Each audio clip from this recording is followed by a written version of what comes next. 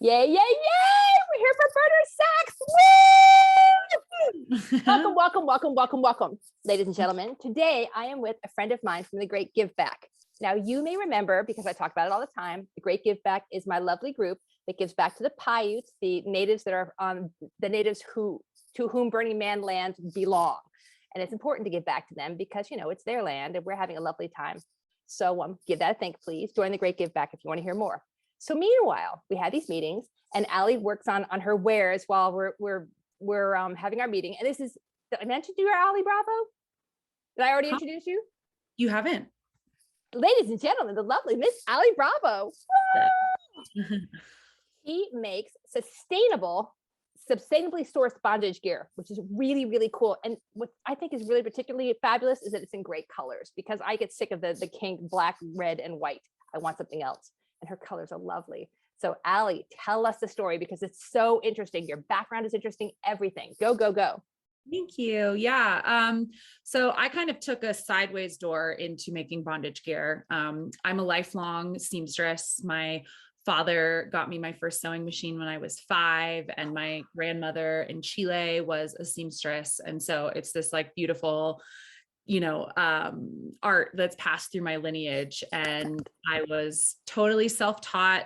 And then after graduating with an undergrad degree from UCLA, I like kind of came home and was just not in a very good place, and was sitting at my sewing machine one day and just kind of went into a flow state and kind of was able to realize that this was a really beautiful way that my mind kind of went quiet and I felt really centered in myself. And so I decided to pursue that, and I moved to the Bay Area and I attended fashion school at the City College of San Francisco, and got to really nerd out on this thing that I had kind of like colored outside the lines for so long. And then, you know, getting the opportunity to like come and like hone and learn the rules so that I could break them better. And was really amazing.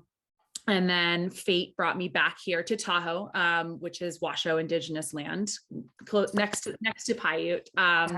And I started working for a local handbag designer who has been a leather worker for, I think, 20 plus years now. Oh, wow. And so I came to work for her, and it was this beautiful, like, alchemical process where, you know, I brought my sewing skills. She had the leather, which was it's a totally different language, or like a different dialect. And, you know, we kind of came together. And so I've been producing her handbags with and for her for the past 5 years now. And one day I was getting ready for a kinky date, and I was looking at the overflowing scrap bin, you know, because we do make stuff with the scrap. But it's just the volume of scrap that accumulates was just way more than we could handle. And we'd have giant trash bags of scrap in the garage gathering dust. And so I was like, well, I can make myself some handcuffs and a collar, and, you know, and so the date didn't work out, or didn't work out with the guy, but I had so much fun creating the pieces, that same sort of flow state that I describe, and was like, wait, I can do this. I love this. And so started my own business making bondage gear out of the leather scrap. So cool. And so colorful. That's just a neat idea. Yeah, totally. Oh my gosh. So I'm thinking, do you design all these by yourself then? All the stuff that you make, you don't just make it, you design it as well. Yeah, I do. And I think I have a unique eye because I'm coming at it from like handbag land. So like all the hardware I use is handbag hardware, you know, and like you said, the colors, where there's no way if I was just doing this on my own, like the variety of colors that I use would be tens of thousands of dollars of like leather, just if I was to like get it, you know, but it's the scrap bin. So it's, you know, it's using up what's left over from the handbags. Let's see. You know what I like? It's very friendly looking. I find some kinky stuff I just find it very scary looking. I like the way yours is very inviting. You know, like you can have fun with this, and it's just, yeah, scary is the word that hits my mind. And I just really like your stuff. And how does that extend into your kink life? I mean, how does that, I mean, is there any special connections that came out of that? You know, what's so interesting is, I really have been dancing with the experience of imposter syndrome throughout all of this, and kind of on two-fronted imposter syndrome, where on the one hand, I feel like, you know, talking about my art with like that I'm way too kinky for my community or for like, you know, my audience online. And then on the other hand, it's like the not being kinky enough, where yes, I'm absolutely kinky, but also like vanilla sex is great. And I like love making sweet, tender love missionary style, you know? And so it's interesting to like dance between those polarities, but also, you know, and I am really deeply committed to, you know, doing it with integrity. And, you know, I have more kinky homework to do, you know, and I'm really excited to learn, to really immerse myself more in like the history of like leather bondage gear and like the whole, you know, all of that. Like I have some really great documentaries like on my open on my internet browser. And then the other thing about kink that is like a really fascinating intersection for me is kink and trauma, because I'm a huge nervous system nerd. I'm like really immersed in polyvagal theory and the autonomic nervous system and trauma responses. And so I really love, the intersection of kink and trauma and what's possible there to like intentionally surrender and like rewrite traumatic experiences in the brain. And all of that is deeply fascinating to me. I firmly believe you can heal through kink, and a lot faster than you can heal through therapy, because you're working through stuff. You know, you're working through it in a really safe environment with somebody you trust. Right. And I think there's a lot of possibilities there. I really appreciate that. And you've gotten into this group too, that's having a really good time, right? Yes. Yeah, totally. Let's talk about For Love.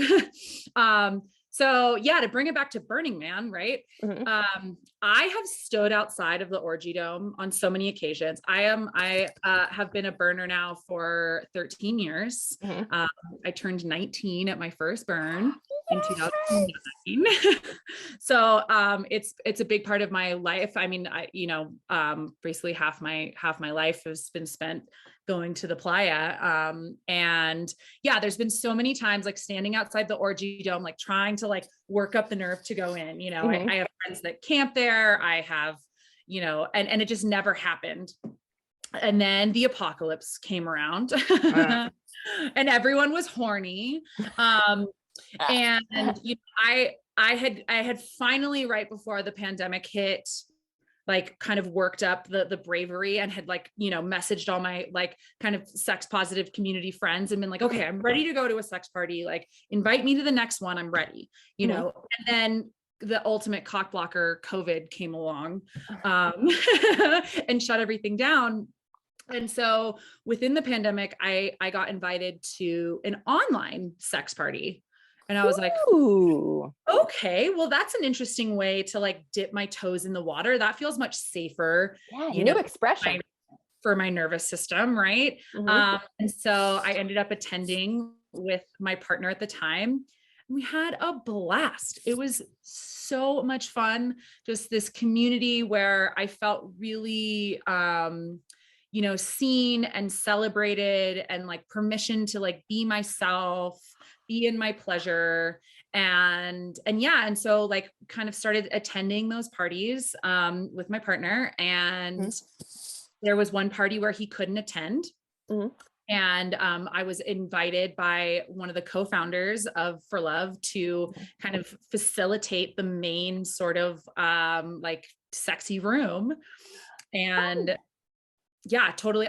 It really scared me. And fear is a friend of mine, and I like to lean into what scares me and do it. So I pushed myself out of my comfort zone, and it was amazing. It was just really beautiful to like be in my pleasure, be in my body, and like bless up others to do the same, like in this space. And that's how I ended up, you know, on the kind of leadership organization team of For Love. And we wanted to kind of start doing something a little different than just your typical Zoom sex party. And so we started throwing these immersive erotic adventures, as we called them. Fun. Yeah, that were ridiculous and amazing and themed. Uh-huh. Our first one was called the Rally for Love, and it was superhero themed. And like all of our marketing was like, we must rally against the evil Dr. Shame, who is defeated by pleasure and connection and vulnerability. And yeah, it was really cool to kind of bring in, you know, artistic creativity and acting and theatrics into a sexy space online. So different. That's neat. Totally. And now we are pivoting. So one of my nicknames is Professor Pervert, and I love talking about sex. And I also love making it educational. And so, you know, yeah, sex ed has like always been a passion of mine. Like I've always dreamed of being a sex ed teacher. Like that I would be so great for me. Like even as a kid, literally I would have my friends would come over and I'd have all the books that my parents gave me as resources. And they'd like ask me questions. Like I was like a little Dr. Ruth, like they'd be like, can you get pregnant from giving a blowjob? And I'd be like, no, this is the fallopian tubes. And like, you know, so it's always been a passion of mine. And I'm so excited now to have the opportunity to do this with For Love. And we're opening up an event to non-members for the first time, January 22nd and 23rd. Okay. It's called Love Skills. And it's a 2-day erotic workshop series. Cool. Yeah. Yeah. No, wait a minute. How did I'm trying to figure out security? I'm thinking taking my clothes off online means the whole world can potentially see me with my clothes off. How do you keep people from doing so that's recordings? Different.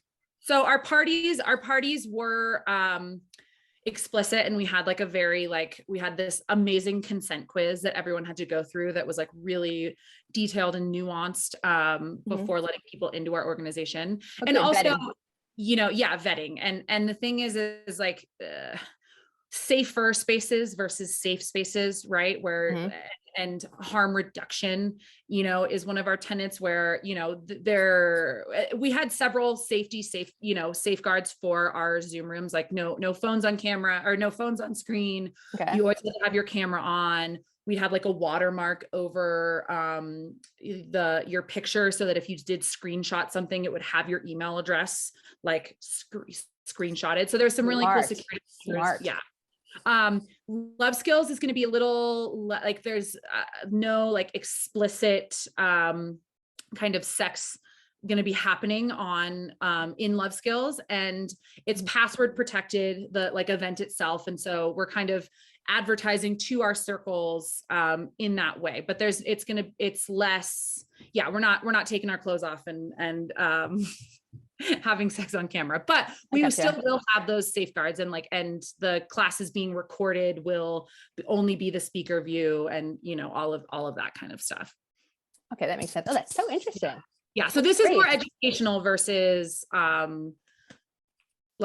versus a play party. Okay, that makes sense. I gotcha. Yeah. All right. I think that's great. I love all the education you can get online, especially around sex. And I agree with you on educating kids. It's just, God, it's so important. And there's so much information out there that's available, but you have to know where to look. You have to know what questions to ask. Right. It's funny. My great high school story is somebody told me that if you douche with Coca-Cola after you have sex, that you wouldn't get pregnant. And my thinking was absolutely not, because if that was true, Coca-Cola would be advertising it. That was my reasoning. I'm really glad that you did not douche with Coca-Cola. That is brutal. Holy yeast infection. Right? I mean, I can think of worse ways, but I've just, you know, that panic, that high school panic, you know, of not thinking clearly. And they're just, they just so need it. And the sex negativity, you know, I remember being in high school and like the Planned Parenthood was like down the street. And so everyone leaving the high school could see what cars were in the parking lot. And it would literally be like, who was at Planned Parenthood, and like having rumors and stuff. And I was just like, F all you guys. I would literally offer rides to my friends to drive them to Planned Parenthood to like, I was like, I'm willing to be the like dirty slut that's like in the parking lot of Planned Parenthood. I don't care. Like if you, want testing or want to get on birth control, do that. Yeah. I mean, I had so many kids in high school that got pregnant. That was just a thing that happened regularly. It wasn't like it was, not the norm. Right. And I mean, God, young kids, but, so yeah, so I'm with you on the education thing. And educating adults is fun because more people are finding out about kink. Yes. And it is an interesting line with kink between just the fun and the extension of sex versus the radical kink, which is also fun, but just it's I feel like it's a different thing. And I feel like kink is getting more user friendly and in getting more inviting and more where everybody can feel like there's a place for them rather than feeling it's way out there, because it's just not. Yeah, for sure. And yes, I really appreciate the way it's becoming more mainstream. And I think that's why education is so vital and important as well, right? Because you can't just like, start choking someone during sex and like, like choking is a varsity level kink, as Dan Savage calls it, and there's a lot of people that don't even engage in it at all because of the danger. And like, so there's just, I think education is so important, like with this kind of stuff, and doing it with integrity and doing it with harm reduction practices. In terms of love skills though, kink is only one of our we have 4 tracks, and that's only one of the tracks we're exploring. Cool. What are the other ones? Yeah. So deepening relationships. So Nice. we've got like attachment theory and like how to, open up your relationship. And then we have like kind of spiritual embodiment sort of track, where there's like going to be like a partnered sensual experience, as well as like decolonizing language in erotically charged spaces and like talking about, that. And then, oh gosh, what's our 4th track? Yeah, kink. So like, we're going to have like kind of a kink 101, like something a little, for more beginner, and then also like more advanced in like a demo and different stuff. And then what is our 4th track? Is it Tantra? Oh no, it's like deconstructing integrity. And so right now I'm going to be facilitating a class with one of the other co-founders of For Love, Bridget. Okay. We're going to be talking about destigmatizing STI conversations, and from the perspective of our lived experience, mixing it up. Nice. That's a great idea. Yeah, totally. Oh, And gosh, so, and we're still waiting for some other, to confirm some other hosts, but like, kind of in that track, like conflict resolution and different sorts of, like rewriting paradigms around erotically charged spaces. So yeah, that I'm very excited. I'm looking at my calendar. I'm like, yeah, I can totally make that. I'll be there. So go there and you can see both of us. Great. Oh, that's so cool. Yeah. And we have early bird tickets on sale till the 31st, and I'll put all the info December. Early bird tickets for the next, week and a half ish. Okay. Noted. Yeah. Cool. All right. Trying to think if we missed anything. Can you think of anything we missed? I would just love, to bring it back to Burning Man, just like give so much gratitude for the way the playa has changed my life. And I think it's the first place, I've been talking about like the permission that I've felt in these spaces. And it's truly what Burning Man has given to me, is permission, to just kind of let my freak flag fly and honor the same in others, and feel really, safe in my self-expression.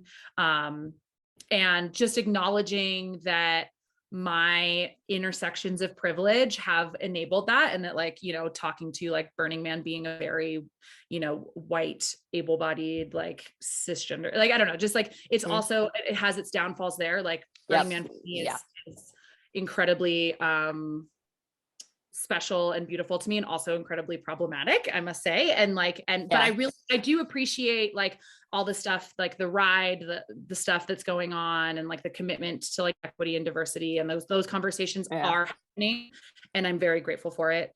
But also like, it's so important in these spaces as well, like in the sex positive communities, like a lot of these spaces are like rich and white and, all of these things. And that's also something that through For Love, we're really like desiring to change and like, really, yeah, like hoping for people to feel like they belong and are welcome in our spaces.